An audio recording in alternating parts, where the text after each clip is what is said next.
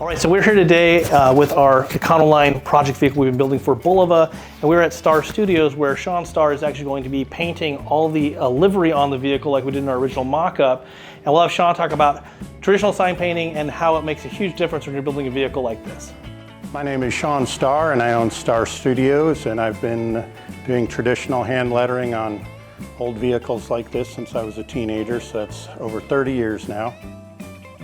Mike always brings me fun projects, and this one I'm really looking forward to.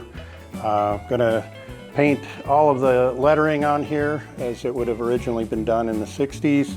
And yeah, everything will be hand lettered, brush and paint, and that'll give this an authentic look of what it would have actually looked like in the 60s as opposed to just plastering stickers all over it.